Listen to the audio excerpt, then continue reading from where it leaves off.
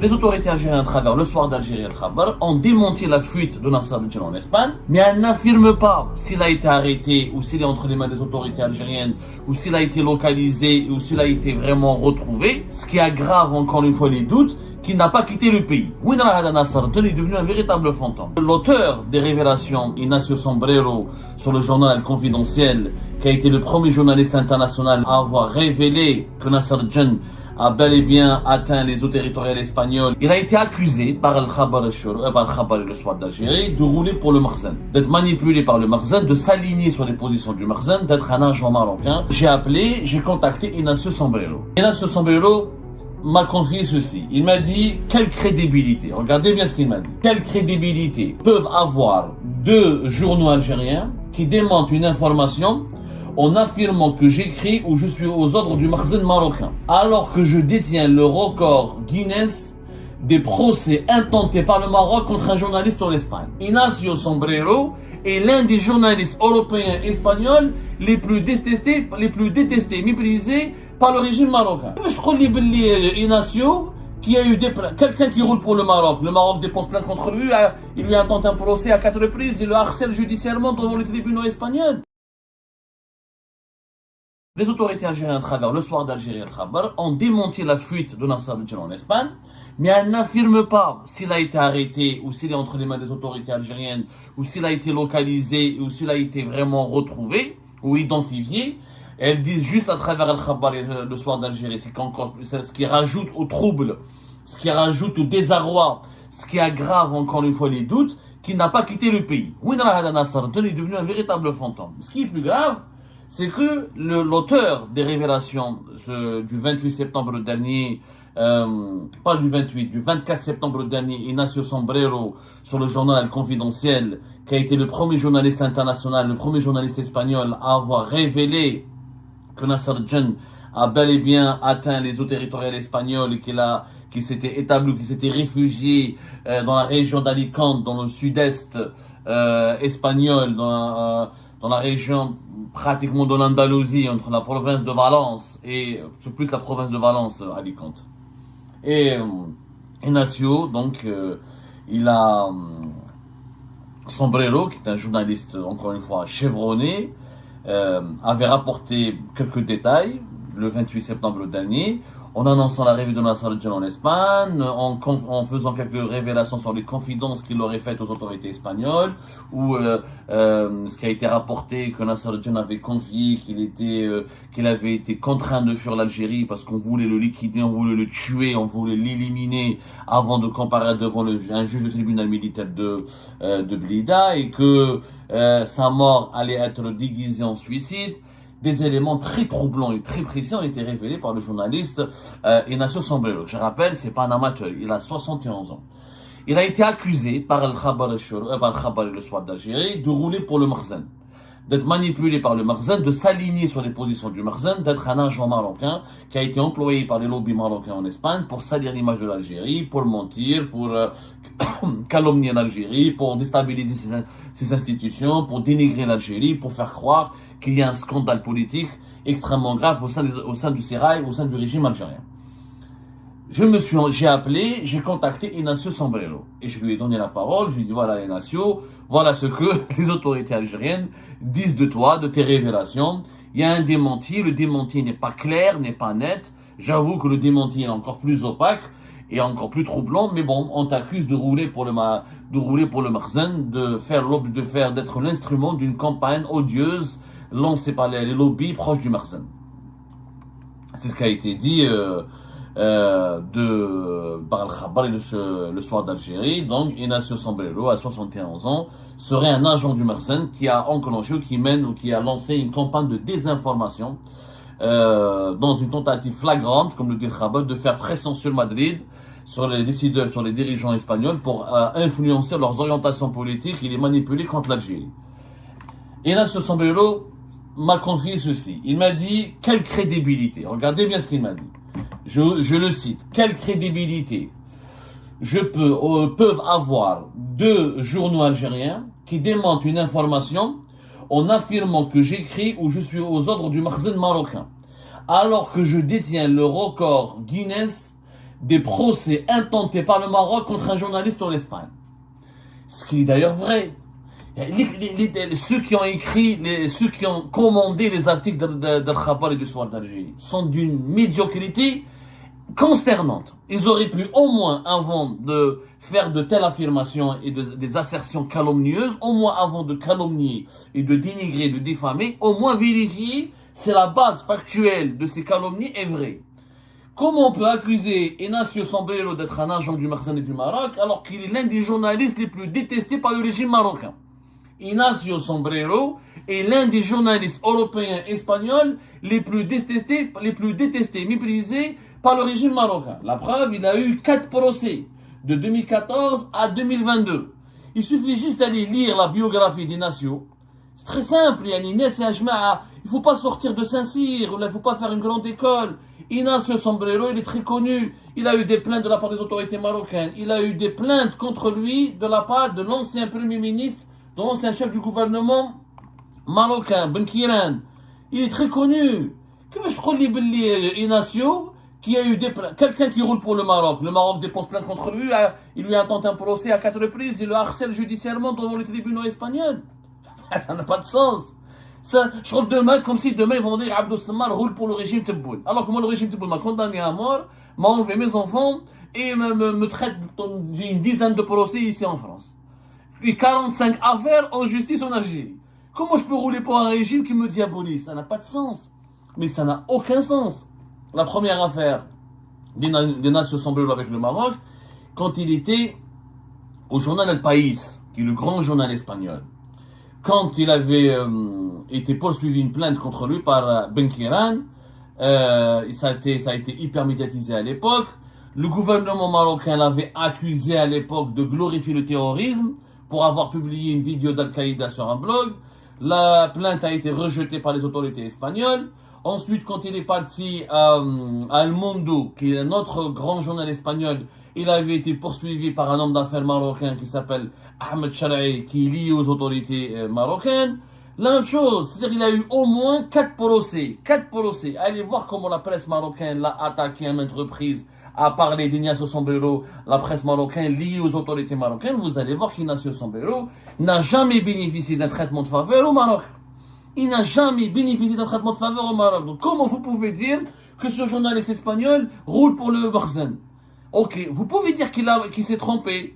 Ben là, vous avez le droit de démentir ces informations. C'est légitime. Vous avez le droit de le critiquer. À la limite, vous avez même le droit de le dénigrer. Mais au moins sur une base légitime, sur des informations vraies. En utilisant des informations vraies. En basant vos critiques acerbes ou sévères, en les motivant par des informations vraies. Oh, Ignacio Sombrero, il est exactement à l'opposé de ce que les lobbies pro-marocains, en Espagne, en Europe, courtisent ou recherchent ou soutiennent. Rien à voir. Rien à voir. En plus, il a fait même un entretien à TSA. Ignacio Sombrero. Il a fait regardez l'entretien.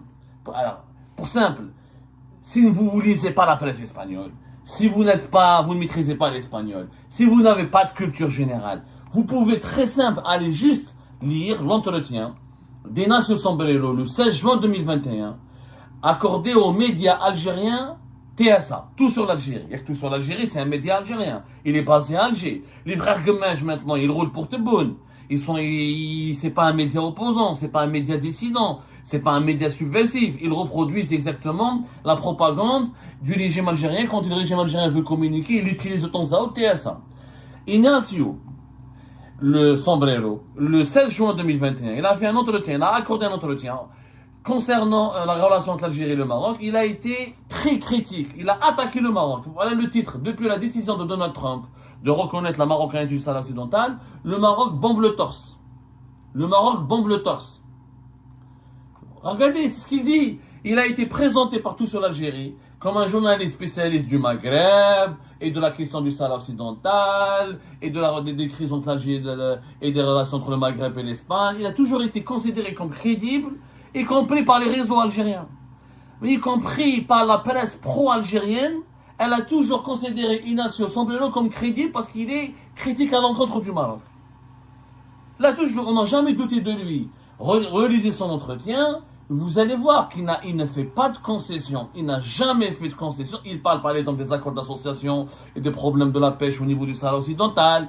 Il parle de la population sahraoui. Il parle de il a véhiculé, il parle des avocats du Polisario. Il parle il a toujours été plus que neutre. Il a toujours été très critique à l'encontre du régime marocain. Il n'a jamais épargné le régime marocain. Il n'a jamais été tendre avec les autorités marocaines. Aujourd'hui, à 71 ans, après tant de procès, tant de mésaventures avec le Maroc, tant de critiques, etc., et les autorités algériennes lancent une campagne de calomnie et de désinformation. C'est ça la désinformation. La désinformation, c'est ça. Ignacio Sombrero, il est archi connu en Espagne comme étant l'un des adversaires du régime marocain. Il est archi connu. Bon, lui, il ne se prétend pas comme adversaire. Lui, il dit qu'il est journaliste indépendant, il enquête, etc. Il a un discours libre, etc. Mais les lobbies pro-marocains le considèrent comme un adversaire. Parce qu'il parle du Sahara occidental, parce qu'il enquête sur les responsables marocains, parce que c'est lui qui a sorti récemment. Alors, Ignacio Sombrero, c'est lui qui a sorti récemment, c'était en 2024, je crois. Récemment, en 2025, l'affaire de la fuite d'un haut responsable des services de l'enseignement de l'extérieur marocain. C'est lui qui l'a sorti sur le confidentiel. Où on peut dire où les médias pro-marocains se beau, etc. Mais c'est pas vrai. D'ailleurs, les médias pro-algériens, regardez les médias pro-algériens ont repris l'information d'Ignacio Sombrero concernant la fuite du numéro 2 de celui qui a été présenté par Ignacio Sombrero en février. Voilà, c'était en février 2025. Comme étant le numéro 2 des services de renseignement extérieur.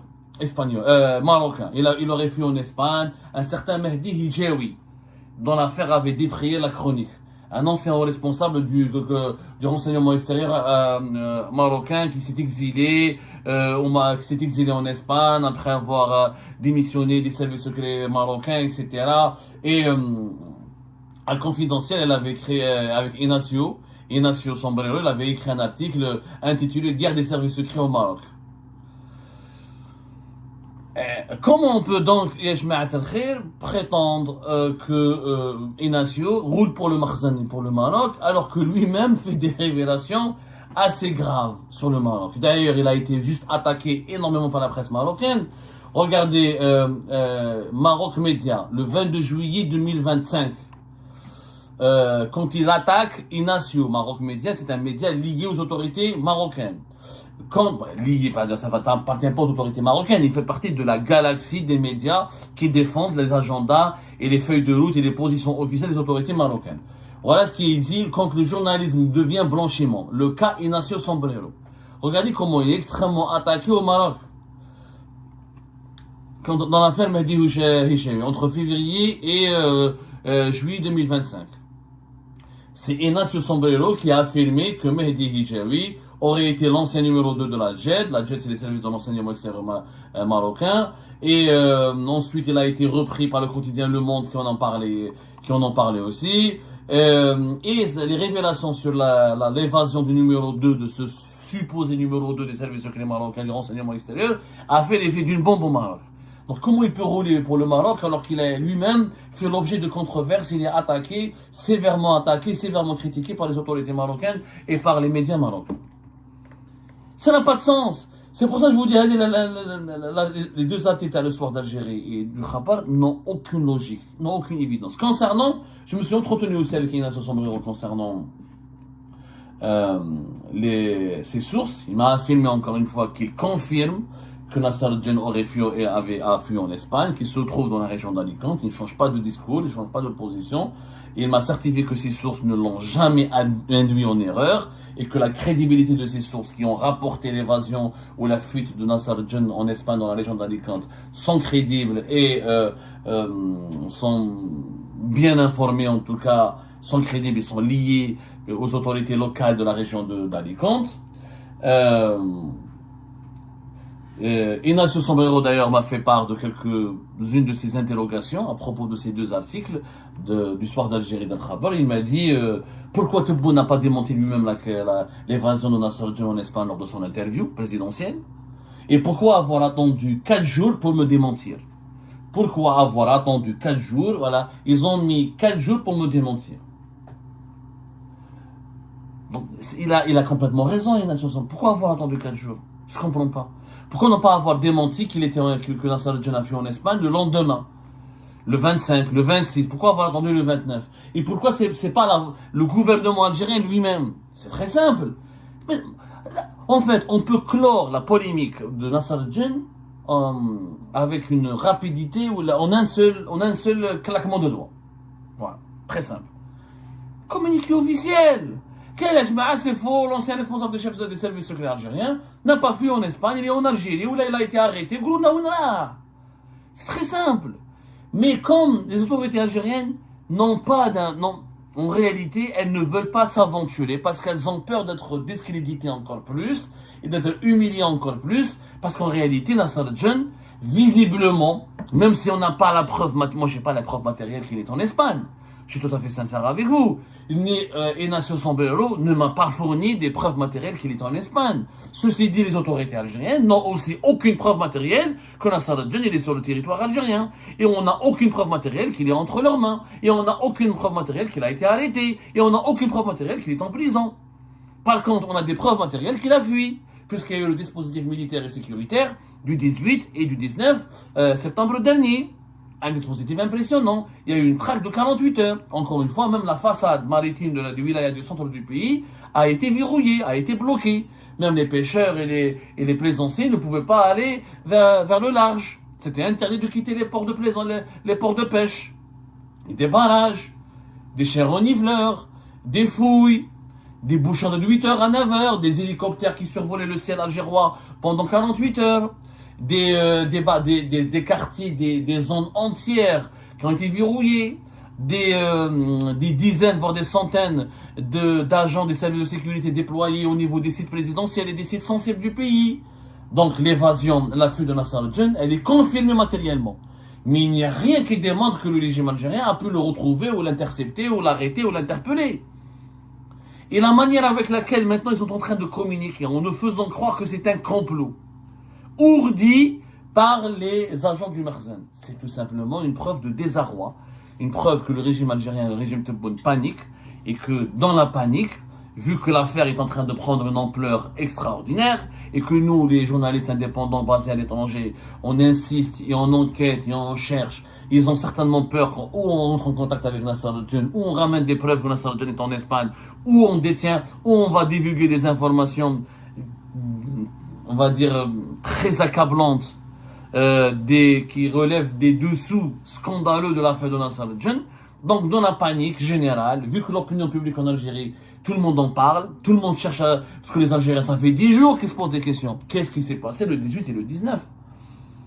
Ils n'ont d'informations que grâce à nous, qui sur les réseaux sociaux leur donnons, à chaque fois qu'on peut, des informations détaillées sur les tenants aboutissants du scandale de Nasser Al-Jin. Donc, face à la panique, face au désarroi, dans l'urgence absolue, les autorités algériennes ont lancé une opération de communication hasardeuse, bâclée, maladroite, encore une fois maladroite, et teintée d'un amateurisme consternant.